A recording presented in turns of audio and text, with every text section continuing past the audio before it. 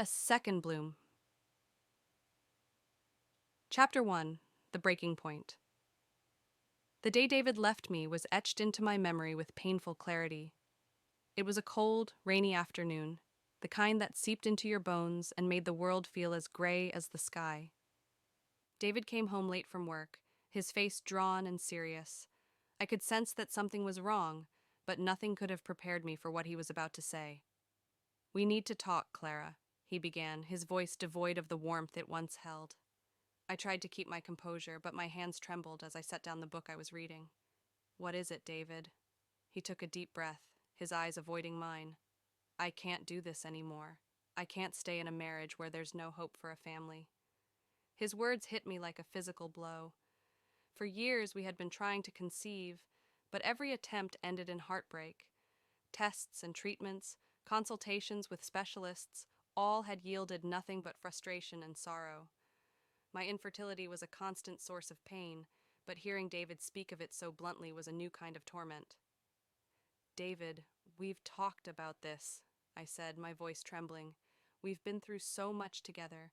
We can explore other options: adoption, surrogacy. There are ways to have a family." He shook his head, his expression hardening. "It's not just about having a child, Clara. It's about the life we lead, the constant stress, the endless doctor's appointments, the way we've drifted apart. I can't live like this anymore." Tears welled up in my eyes. "So you're giving up on us? On me?" David's silence was answer enough. My heart shattered into 1,000 pieces as he spoke the final words that would haunt me for years. "I'm sorry, Clara. I've found someone else. Someone who understands me, who makes me happy." "Someone else?" I echoed, my voice barely a whisper. "Who?"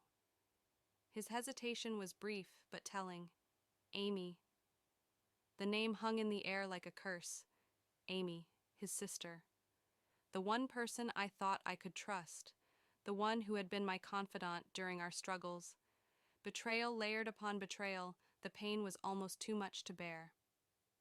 I watched in stunned silence as David packed his bags and walked out of our home, leaving me alone with my grief and the suffocating weight of abandonment. The rain outside mirrored my tears, each drop a testament to the storm raging within me. Chapter 2. Picking up the pieces. The months that followed were a blur of sorrow and numbness. I drifted through life like a ghost, going through the motions but feeling nothing. Friends and family reached out, offering their support, but their words felt hollow. I was trapped in a fog of despair, unable to see a way out. Therapy became my lifeline. I found a compassionate therapist, Dr. Rebecca Sanders, who gently guided me through my pain. Our sessions were a safe space where I could unpack my emotions, piece by painful piece. "It's important to allow yourself to grieve, Clara," Dr. Sanders said during one of our sessions. "You need to acknowledge the depth of your loss before you can begin to heal." I nodded, tears streaming down my face. "It feels like I've lost everything: my husband, my dreams of a family, even my sense of self." "You haven't lost yourself," she reassured me. "You're still here, still fighting, and that's a testament to your strength." With her help, I began to slowly rebuild my life. I took up yoga, finding solace in the meditative movements and the way they connected me to my body. I started journaling, pouring my heart onto the pages, giving voice to the pain I couldn't express aloud. But the nights were the hardest. The emptiness of the bed beside me was a constant reminder of David's absence. Sleep eluded me, and when it came, it was filled with nightmares of betrayal and loss. I would wake up drenched in sweat, the weight of my sorrow pressing down on me like a lead blanket. Chapter 3. The Invitation. 2 years passed in this way, a slow, arduous journey towards healing. Just when I thought I might be able to live with the pain, an unexpected invitation arrived. It was a crisp autumn morning when I found the envelope in my mailbox, the familiar crest of my alma mater catching my eye. I hesitated before opening it. A reunion. The idea of facing people who had known me before my life fell apart was daunting, but something in me stirred. Perhaps this was the distraction I needed, a chance to reconnect with the person I once was. With a deep breath, I made the decision to go. I packed my bags and drove to the campus, my heart a mix of anxiety and anticipation. The building stood unchanged, a beautiful testament to the passage of time. Memories flooded back as I walked through the familiar hallways, each step a journey into my past. Chapter 4: Reconnecting. The reunion was held in the large auditorium, the same place where I had attended countless lectures and events. Faces from the past greeted me with warmth, their smiles a balm to my still, aching heart. I engaged in small talk, catching up with old friends and acquaintances, but my mind was elsewhere. Then I saw him, Michael, my college sweetheart. Time had added a maturity to his features, but his smile was the same, a beacon of light in the crowd. Our eyes met, and the years seemed to melt away. "Clara," he said, his voice filled with genuine warmth. "It's been too long." "Michael," I replied, feeling a rush of emotions. "It really has." We found a quiet corner and spent the evening catching up, sharing stories of our lives since college. Michael had pursued a career in urban planning, his passion for creating sustainable communities evident in every word he spoke. He told me about his divorce, a painful experience that had left him with scars similar to mine. "It's been a rough few years," he admitted, "but I've found a way to cope. There's this community garden project I've been working on. It's become my sanctuary." Intrigued, I listened as he described the garden, a lush oasis in the heart of the city, a place where people could come together to grow plants and find solace in nature. His eyes lit up as he spoke, and I felt a spark of curiosity. "Would you like to see it?" he asked, his tone hopeful. I hesitated for a moment, then nodded. "I'd love to." Chapter 5: The Garden of Healing. The garden was even more beautiful than I had imagined. Rows of vibrant flowers and lush vegetables meticulously cared for told a story of growth and renewal. Michael showed me around, explaining the different plants and their significance. "This place has been a lifeline for me," he said, his voice filled with emotion. "Working with the soil, watching things grow, it's been incredibly therapeutic." I understood what he meant. As we worked side by side in the garden, planting seeds and nurturing their growth, I found a sense of peace I hadn't felt in years. The simple act of creating life, even in the form of plants, was a powerful reminder that new beginnings were possible. Michael and I spent more and more time together, our bond deepening with each passing day. We talked about our dreams, our fears, and our hopes for the future. Slowly, a new dream began to take shape, one of a life together filled with love, support, and the simple joys of being with someone who truly understood and accepted me. Chapter 6: Embracing the Future. One evening, as the sun set and bathed the garden in a golden glow, Michael took my hand. "Life has a way of surprising us," he said softly. "When one door closes, another opens, sometimes in the most unexpected places." His words resonated deeply within me. I realized that my infertility, while a painful part of my past, did not define me. I was more than my ability to bear children. I was strong, resilient, and capable of creating a fulfilling life in my own unique way. 2 years after David's betrayal, I found myself standing in the garden, a place of healing and new beginnings, holding hands with a man who saw me for who I was, not what I could or couldn't give him. I had found love again, not despite my infertility, but because I had embraced every part of myself, including the pain. Life, I learned, was not about the doors that closed, but about finding the courage to walk through the new ones that opened. And in that garden, with Michael by my side, I discovered a second bloom, one of love, hope, and endless possibilities. Chapter 7: Challenges and Growth. As our relationship deepened, Michael and I faced challenges together. There were moments of doubt and fear, times when the scars of our pasts threatened to overshadow the present. But we were committed to each other, and we worked through every obstacle with patience and understanding.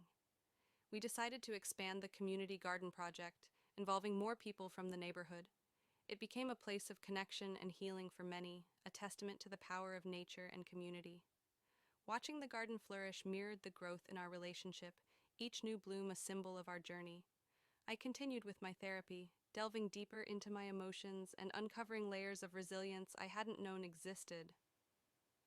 Dr. Sanders encouraged me to explore new interests and passions, leading me to take up painting.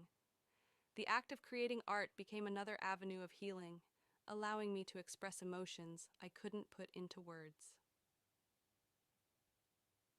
Chapter 8. A New Chapter. Michael and I moved in together, creating a home filled with love and laughter.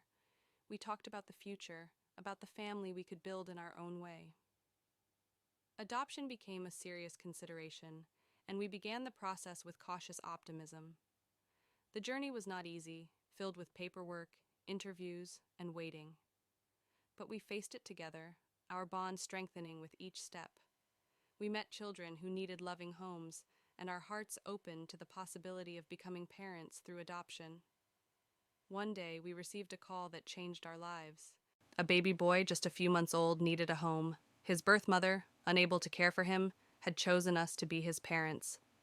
The joy and gratitude we felt were overwhelming, a culmination of years of pain and healing. Chapter 9. The Family.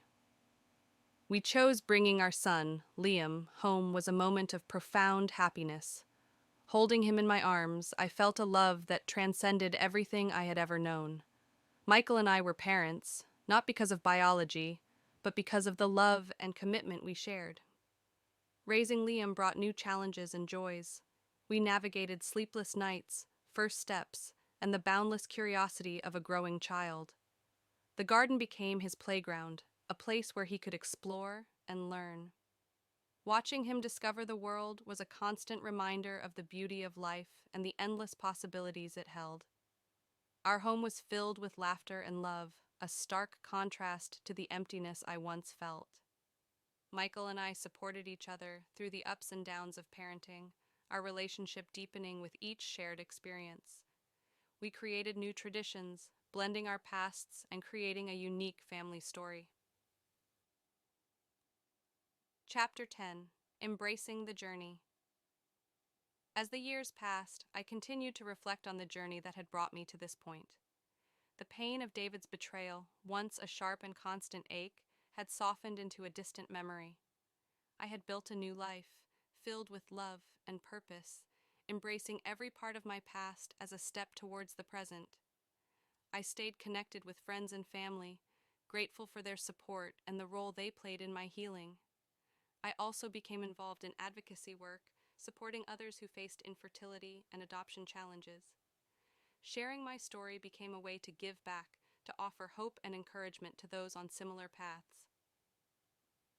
Chapter 11. The Power of Resilience. Through it all, I learned the power of resilience. Life had thrown unexpected challenges my way, but I had faced them with strength and determination. The garden, a symbol of growth and renewal, continued to thrive, just as I had. Michael and I celebrated each milestone, big and small, with gratitude. We cherished our time with Liam, watching him grow into a kind and curious young boy.